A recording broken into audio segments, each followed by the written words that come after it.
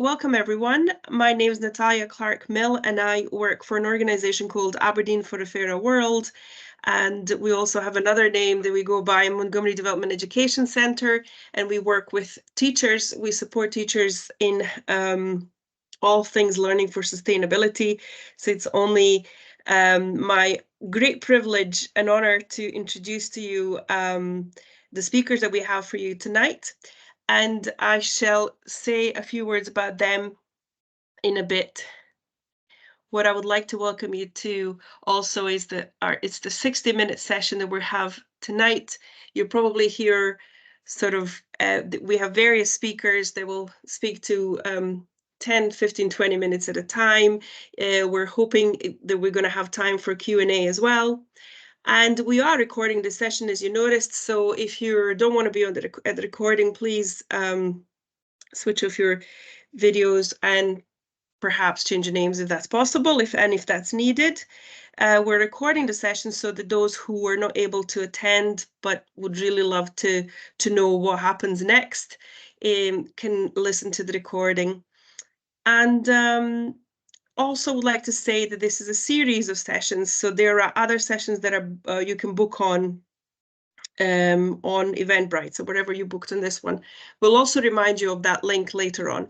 Everything that you hear tonight in terms of resources or links or contact details will be shared with you after the session as well, so you don't have to worry about clicking on links if they're shared in the chat, thinking you'll lose them. We will send you all in a one handy email for you to have. But I'm very, very excited to introduce to you our guest speakers today. So we have Professor Donald Gray, who is Professor at the School of Education in Aberdeen University, who is, has a particular interest in science and sustainability issues. We're going to hear from him. He's been working close with Bob Donald, who's a chair and founder of One Seed Forward, a voluntary organization based in the Northeast.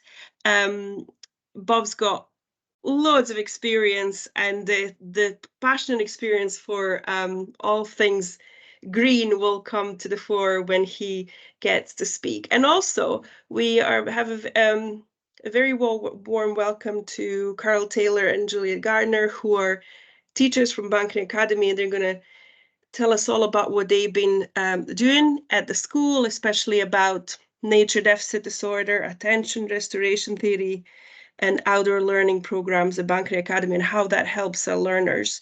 So without further ado, I will stop my sharing, I think, and pass on to Bob. Hopefully you can share now, Bob. Okay, thank you very much. Good afternoon, everyone. I will just start sharing our screen in here.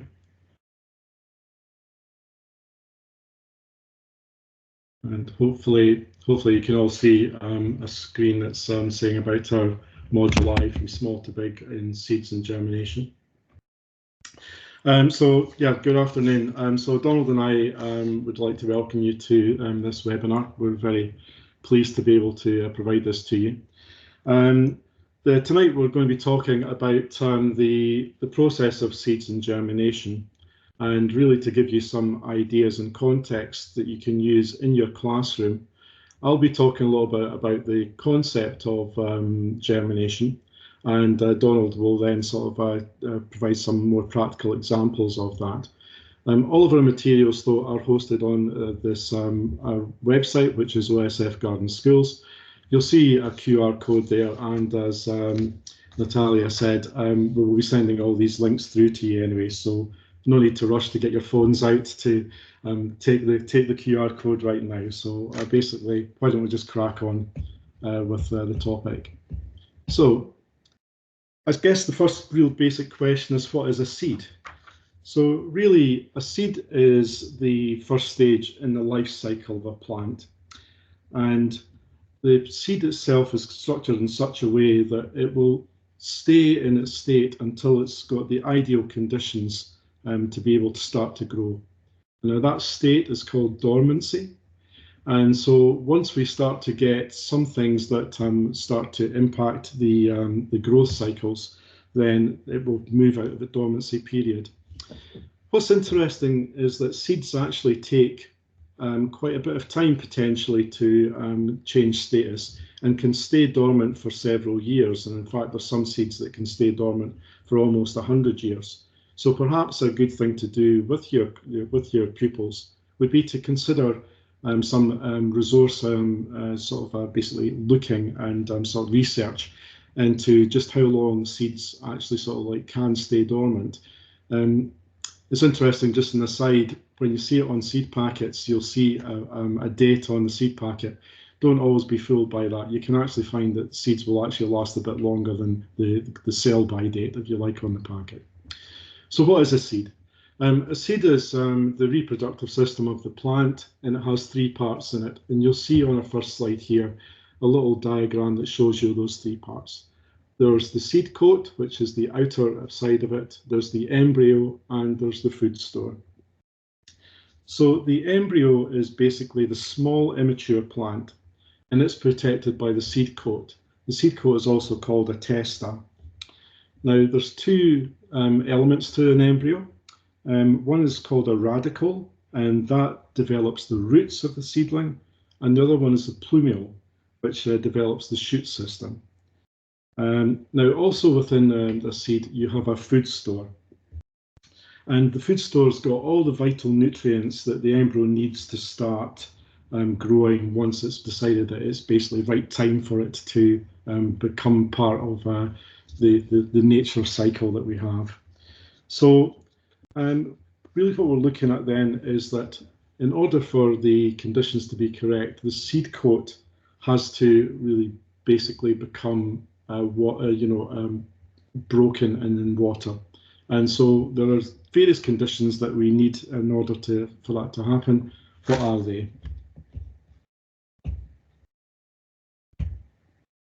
So what are the conditions for germination? So the first one that I've said there is water. You know, when a seed is in its dormant state, it's probably got maybe about 10% of it is in a water content. And in order for it to germinate, we really look to probably the seed have about 70% of water intake. And so if you think about it, it's almost like the seed has got a hard coating. It's almost like a sponge. And so when it starts to absorb water, what's going to happen is the seed coat is going to start to break. And when that seed coat breaks, it allows oxygen into the seed. So the second part, as we see on here, is oxygen. So there's oxygen pockets in the soil, but also there's oxygen obviously outside as well.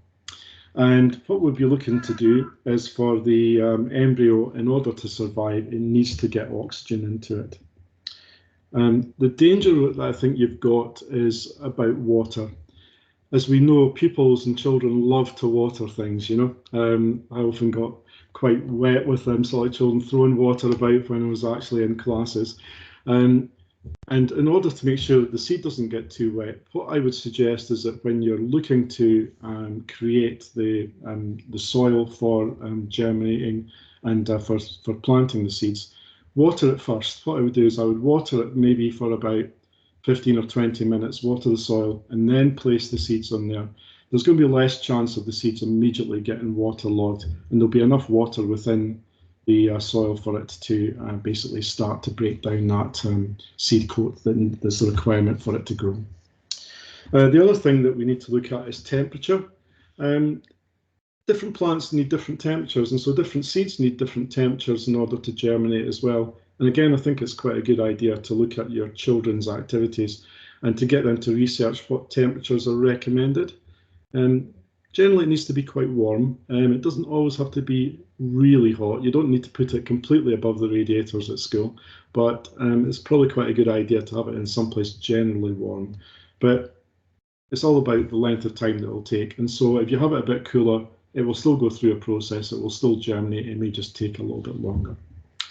The next thing we've got in there for conditions is nutrients.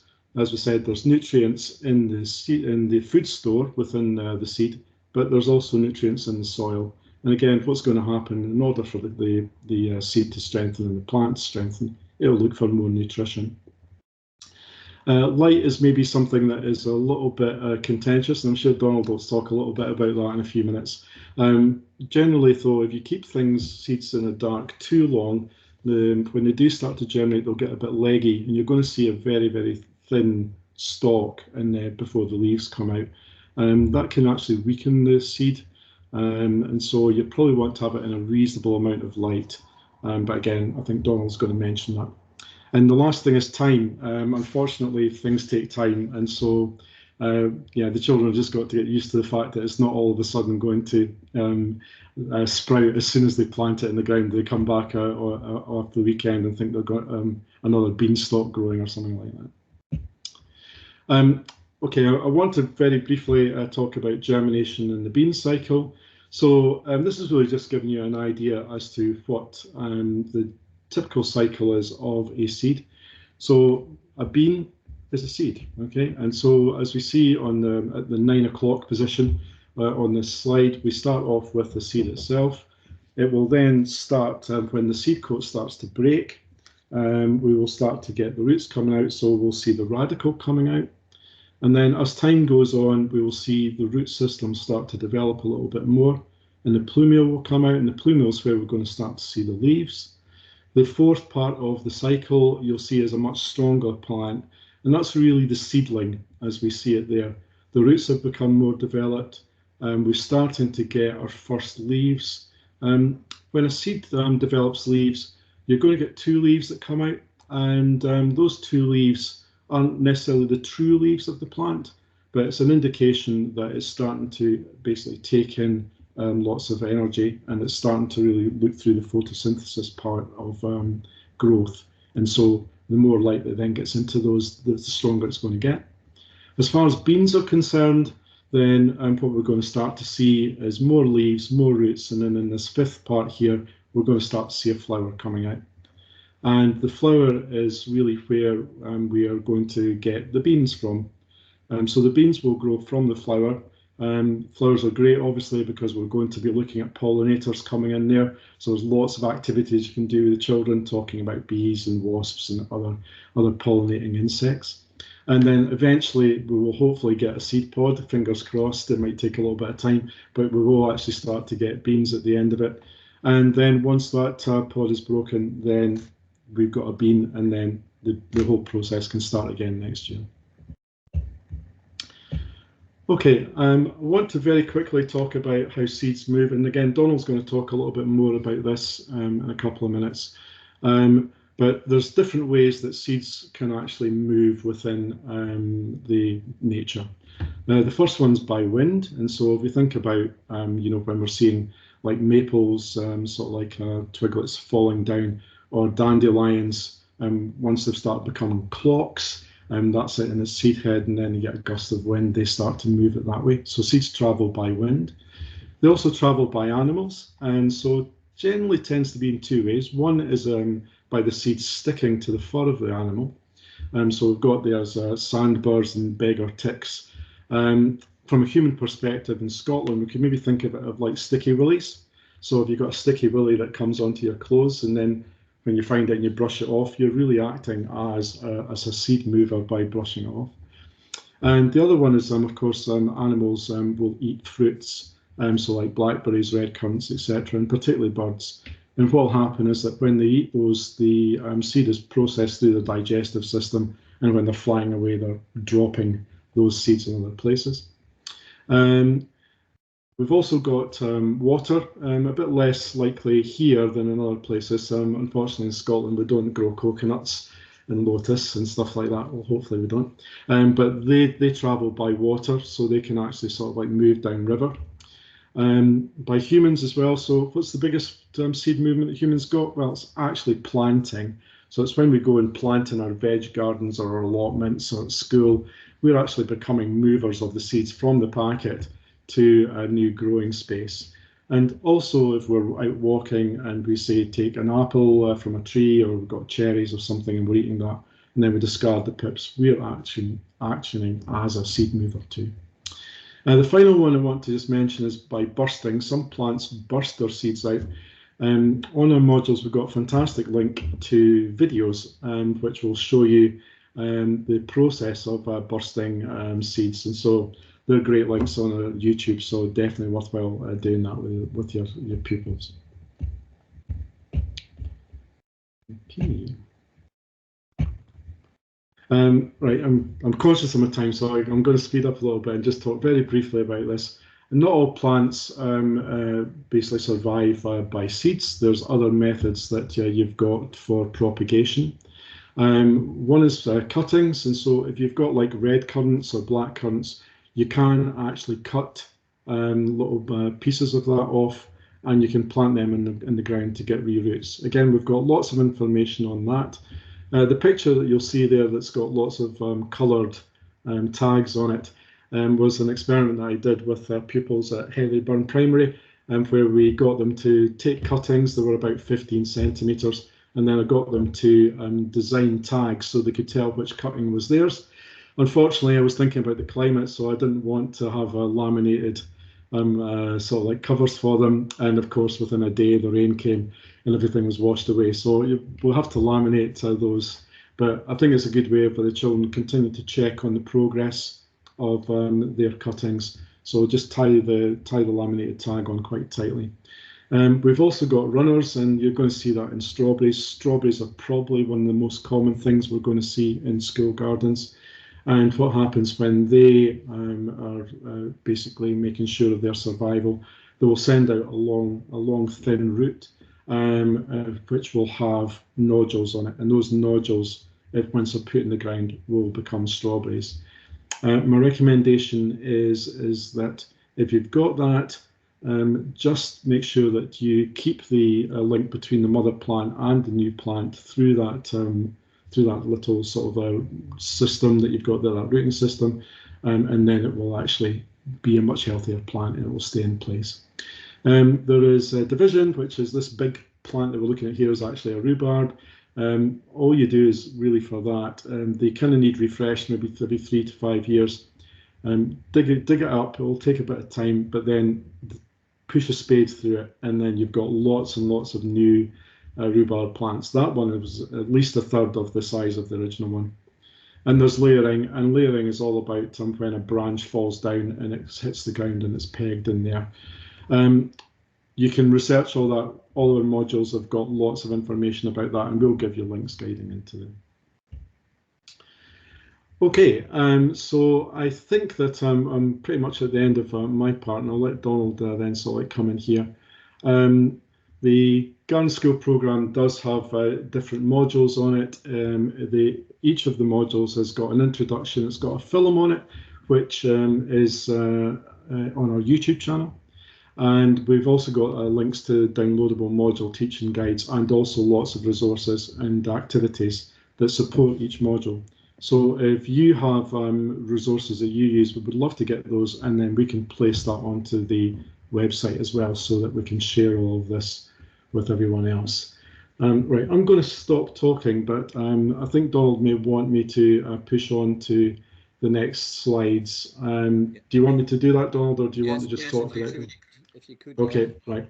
Okay, so I will do that. And the first slide does a wee bit over a bit, but I know. Okay, I'll leave it to you, Donald.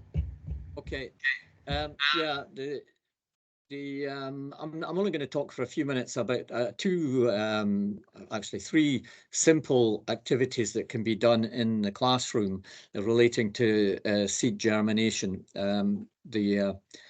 The text has gone a bit funny here, but you can see it in the curriculum. You'll often come across this term fair testing.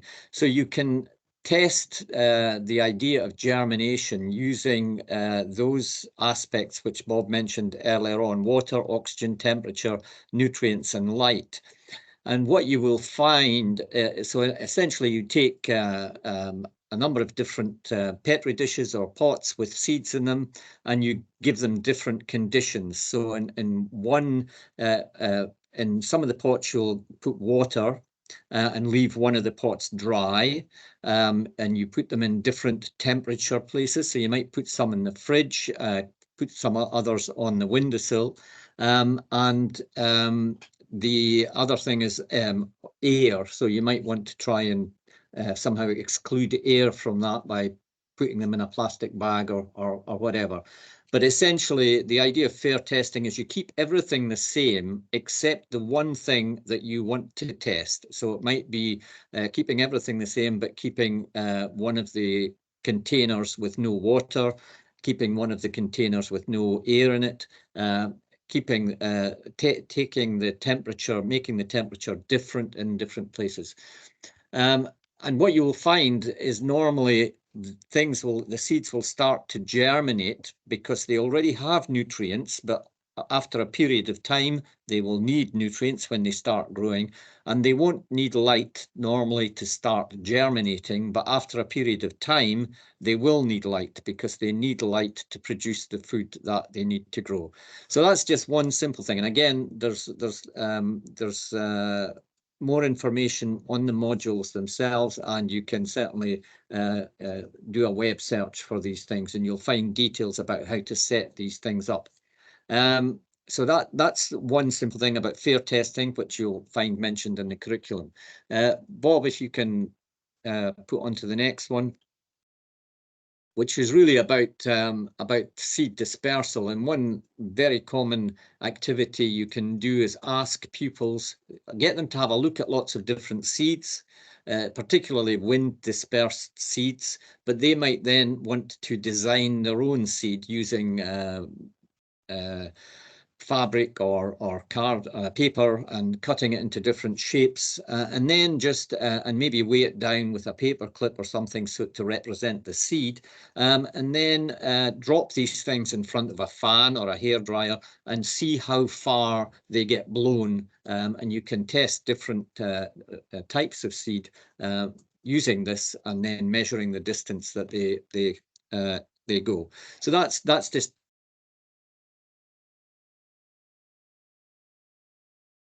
of looking at how things germinate. I don't know how well this little video will work. It's only about a minute, but if you take a glass jar and you there it is.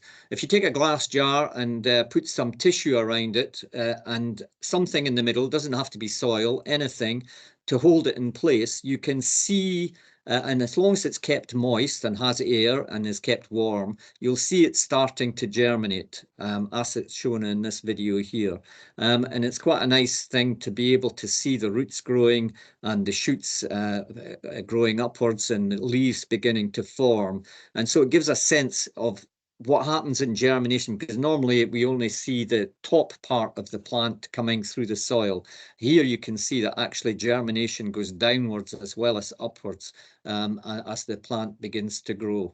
And this was done over a couple of weeks, I think, that this bean plant was allowed to grow. And it grew to quite a height, as you can see here. So it's a nice little experiment to do to show the process of germination in a bean plant. And those are only the three. These are the three activities that I'm going to mention today, because I'm conscious time is moving on and we need to get our guests to talk about their what they've been doing in their activities. So we're going to pass on now, I think, to Juliet and Carl to tell us a little bit about what they've been doing.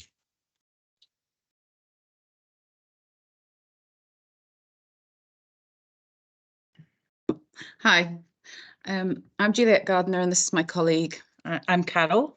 Today we are going to talk to you about outdoor learning environments. Okay. So anyone who works in schools, I'm sure will be seeing the same things that we have seen over the last few years. And I shall see on this list here, there's a lot of anxiety and a big increase in attention in the classroom. We are seeing kids with feelings of inadequacy and just a lot of low self-esteem. And really our way of trying to deal with that is to get these kids reconnected with nature. We just want to talk a little bit about Richard Louv. He was the first person to bring widespread attention to the alienation of children from the natural world. He's written a book called Last Child in the Woods, which is definitely worth a read. It's got lots and lots of information about how children are missing out on being in nature and what the effects of it. There is a large evidence base to show that time spent in nature can restore attention, improve mental health, and reduce anxiety. So we have used the work of Kaplan and Louv to inform our outdoor education programme at Banchory Academy, where both of us work.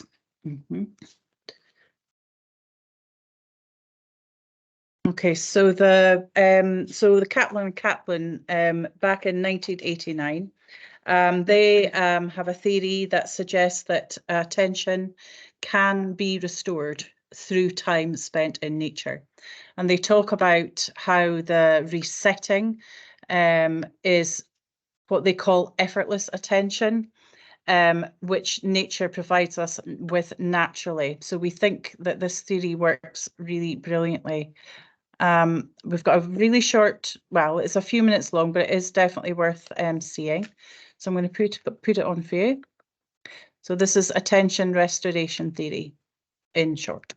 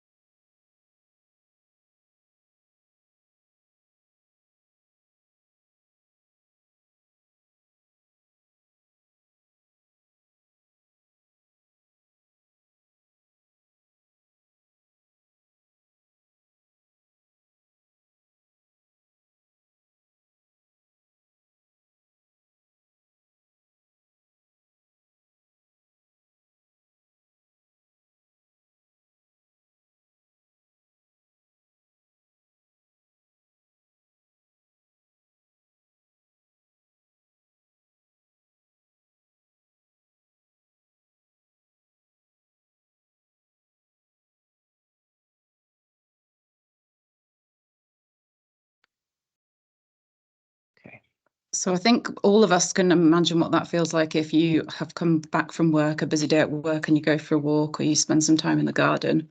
And what we're trying to do is embed this within our education, so that children who need this get this throughout the school day.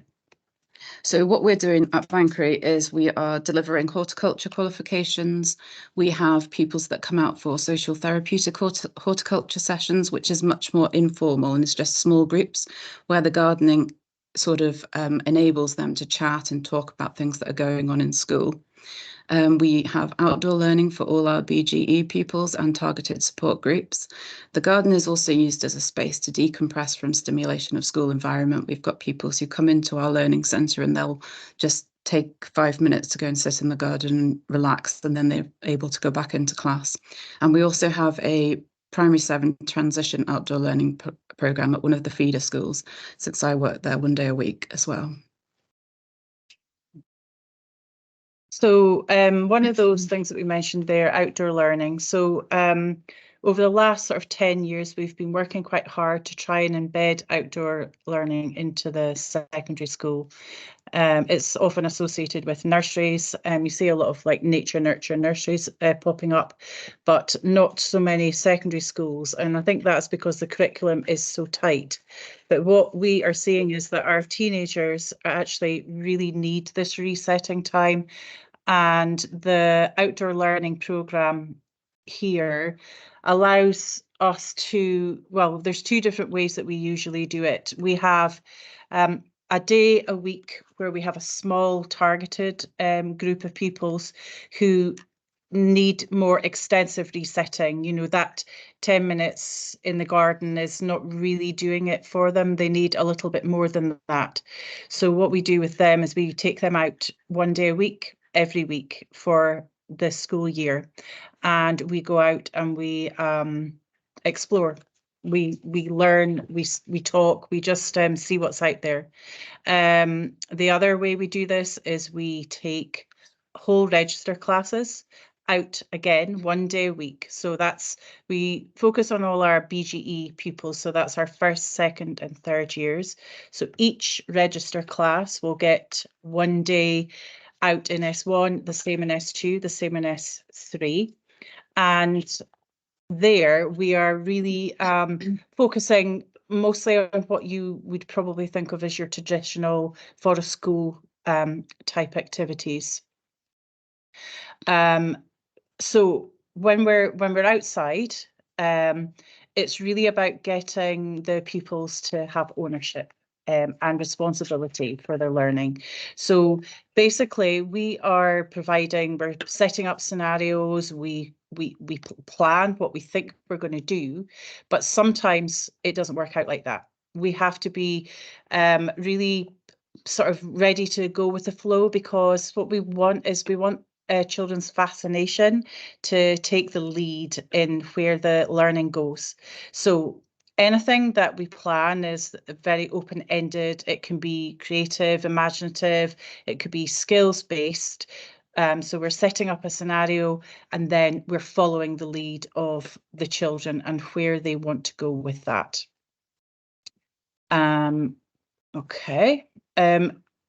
Forest school, if that's something that is of interest to you, there are loads and loads of books out there, but these are a few that I think are really good. Obviously, Richard Louv, we've mentioned. The Sarah Knight book, Forest School for All, is amazing. And then that The Dirty Teacher, I'm sure many of you have heard of Juliet Robertson. She's written a whole series of books which, you know, allows you to take maths and all sorts of different subjects outside. So she's absolutely brilliant if you're looking for some inspiration.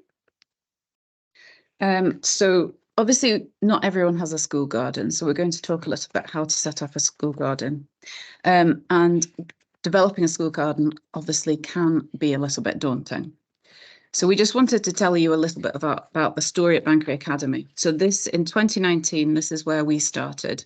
We managed to reclaim some land from the council and get it fenced in as part of the school grounds.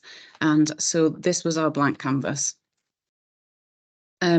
In the first few days, we had there was a deputy head teacher who had this vision, and working with other teachers in the school, nobody that was overly qualified, but having the pupils and teachers who had skills, this is what we started doing. We started to build little areas, a little outdoor classroom area that you can see here with the wooded area, and we've got a little covered area for storing wood and storing tools. We didn't at this point have a shed or anything else. This is just what we started with and what we went with. After that, we asked the children what they really wanted to do, and I think most of them were really keen to start digging a vegetable patch. So we got the kids to mark it out. We got some compost from a farmer that came and donated a trailer load of compost.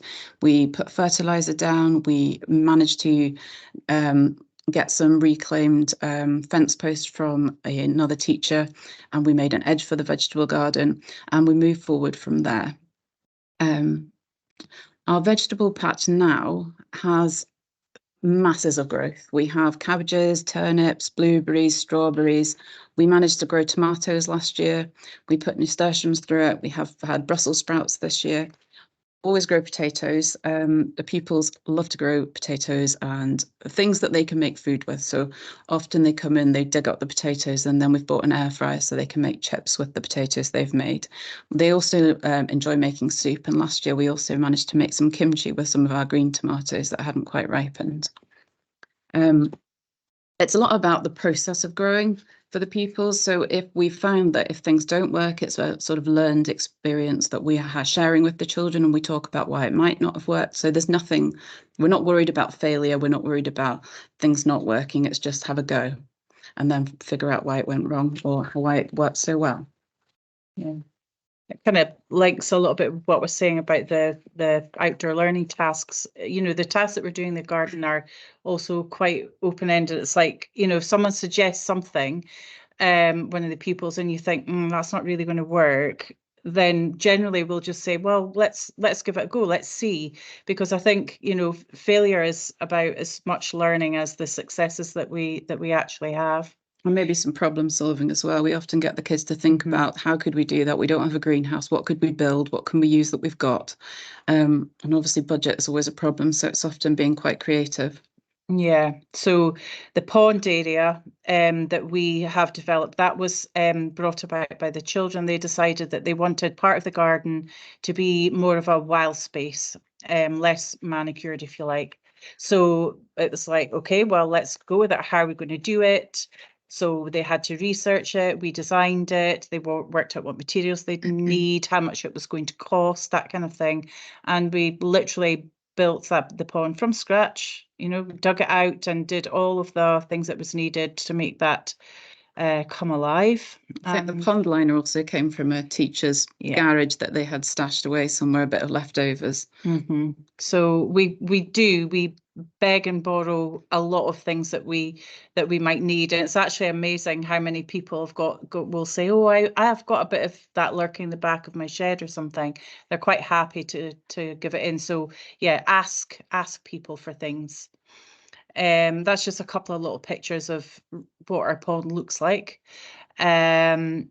We've got lots of things in there. We've made hedgehog houses with the help of the technical department. We made bug hotels. We've got a frog hibernation hole and little toad holes, that kind of thing. We've had lots of wildlife in the pond, and actually we've got frogs hibernating everywhere in the garden at the moment. I think the other thing, we haven't put a picture in of the fact that we've got a lawn that the kids also, they like to lawn mow, and we have sort of a rota going with the mowing of the garden, and we have a strimmer that the kids also have been trained to use. So the kids that are not so into creation and design might like more the mowing or the strimming. So there's a job for everyone, really. Yeah. We had a pupil he's actually now left, but we had a pupil that his resetting task needed to be the cutting of the grass. He just absolutely adored it, and it was the thing that really settled him down. And even if the grass didn't need cut, the grass got cut, because that's what he liked to do. So I work one day a week at Germination Primary School. So if I have one afternoon a week where I 2 years ago started teaching outdoor learning. So I was asked by the head teacher to start a garden with the pupils, and we were given this levelled area of land. It was totally neglected, nothing there apart from some weeds and a lot of deer poo. So we have, this is where we started. We started with this empty space, and we managed to get some trees from the Woodland Trust and start digging a little hedgerow. From there, that was like the autumn, that was August to September. Once the spring hit, the weeds all came through. So we ended up coming back after the Easter holidays to a jungle. So you can see here that the kids, they're being younger, they can't use, I don't use a battery powered lawnmower with them. So we have push mowers that we've managed to get from the men's shed. So you see here, the kids have been clearing the land. We had kids ahead of the boys with the push mowers, with secateurs cutting down the dock, and then the other pupils walking behind them with the push mowers. And as with Banchory, they also wanted a pond. So we have a task of boys that have been digging this pond, and hopefully this year we will get a pond liner and we will get it filled. I think the most important thing is the learning process. The children have had so much fun. This is the garden now. We are still really in the early stages here. We've got the trees planted. We've got a couple of raised beds. We've put down cardboard and then black liner to suppress the weeds. We've managed to get hold of some compost. And this spring, we've now got bulbs coming through. We've got garlic growing, onions growing that we've been growing over winter. I'm about to put our potatoes in. We've managed to get some blueberries, which we're hoping to grow, and we've got some apple trees. So it's really the learning process, just having a go, letting the kids enjoy themselves is what we found works the best. And here we have what we've got so far. We've got almost a garden going on here. As you can see, the kids enjoy it, and they've actually managed to mow a little, it looks like a little lawn that we've got. Yeah, so we're just going to quickly mention compost, because somebody asked a question about this the last time we had one of these meetings, and we just wanted to sort of reassure people who were thinking of doing a school garden that you shouldn't really get hung up on, you know, creating compost or where you're going to get your compost from. If you need to go out and buy your compost initially, then, you know, that's absolutely fine. You should absolutely go for it. But what we have discovered through lots of trial and error is that the getting pallets and knocking up a compost heap is by far and away the cheapest, the quickest and easiest way of getting your own compost. So we've got 4 pallet composters on the go. We've also got hot composter, which was donated to us actually by a member of staff. And then we've got a couple of the green composters that you can get from the council. We've got a couple of wormeries as well on the go, because again, it's all about trialing it out, and the fact that the compost isn't working particularly brilliant in the hot composter is absolutely fine. Is absolutely fine as well. So really all you basically need is some old pallets, a screwdriver and some screws, and you can knock one together. So you can see we have one pupil in the top, he's putting one together. We have another pupil, she is cutting up all our brown material into our small pieces, and the sort of maintenance of the compost is part of the task that we do in the garden. So we regularly take everything out, we turn it over, we maybe move it into another section. You know, it's hard work, but it's definitely worth it. I mean, we had one initial delivery of compost, and since then we haven't had to get any more compost, and we're able to make our own. And then to try and make compost interesting when we're learning about it, we do things like we make edible compost, edible soil, which the kids really enjoy doing. Just a quick little bit of information about soil, how this bacteria in soil can be absorbed through the skin and can be a natural source of serotonin. So often I think when I'm out in the garden, I come in and I can still smell the soil on my hands, and I really love that smell, but there's a reason for that. It's the serotonin, it's the happy hormone, which is a natural antidepressant and mood lifter. So I think that's really beneficial for a lot of children working with soil, getting their hands dirty. Often we don't wear gloves. If people want to wear gloves, we have them, but we often suggest that they don't wear gloves, so they're getting the soil on their skin. Okay, so just briefly, we do have social and therapeutic horticulture pupils that will come down timetables to have that little bit of time outside, and that for those tasks we're really thinking about working alongside pupils. So we try not to plan too much or over plan, certainly for those tasks. It depends on how that child's mood is on that day, what they feel like they can deal with. But things like watering and weeding and cutting the grass and really simple tasks like looking for frogs, let's give the pond a little bit of a clean, things like that are tasks that we normally do for our SDH pupils. Obviously, some of the tasks that we have going on in the garden, we need a little bit of help with. Carol and I are teachers. We both love gardening. We're very passionate, but there are things that we can't do by ourselves. So we try to get involved the pupils with as much partnership working as possible. As part of the National 5 course for horticulture, they do have to do a work experience unit. So we have pupils working at the care homes, we have them working at Roy Cowie and Banchory, helping to service tools. And we also work with Bonnie Banchory in the village, which is a group in the village which do all the planters. They plant the bulbs, they plant the annuals, and they do the clearing of the annuals, clearing of the bulbs in various locations. However, a lot of the members of Bonnie Banchory are about 70, 75, 80. So they often need a large youthful task force, which we can provide. So we go down and help with the village, and it gives the kids something to drive past and show their parents, their grannies, that they're taking part in the local community, and gives them a bit of pride in what they're doing. Lets it be a bit more public. We also work with the Rotary Club. We had a shed which was a disaster where it was placed. The ground was uneven for about 2 years. We had a flooded shed. So we decided to ask the Rotary Club to help us level an area and move the shed.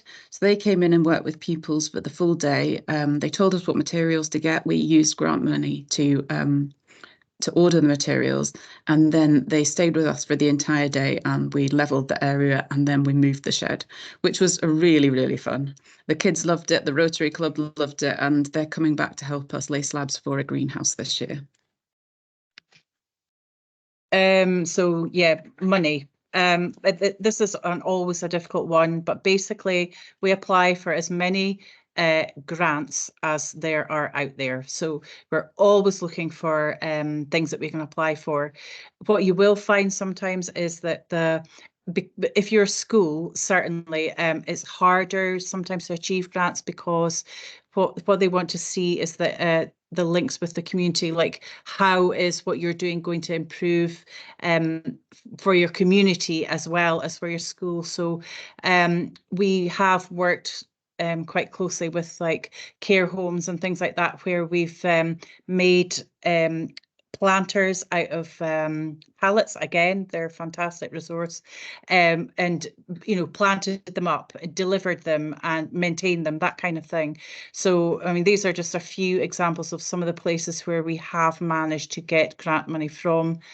We've just been successful with the Tesco Blue Tokens, which is allowing us to buy our greenhouse, which we're really, really excited about. So we should get that up in the next few weeks. I think we found writing applications for grants. We started and it took us quite a long time, but once we've got into it, we can now churn them out really quite quickly. Yeah. So we've applied for everything, and the more we've done it, the easier it's got. Yeah, there are things, once you've done one, you can sort of apply it to another one if you just tweak it a little bit. So throughout the year, we also enter awards and competitions to keep the kids interested. We have worked with Bob Donald, and he's come, and we started with I think it was the second level of the Garden Skills programme we got. And last year we were awarded the top award, which was really exciting. It's always good for the kids to get acknowledgement, especially kids who might not get acknowledgement in other areas of the school.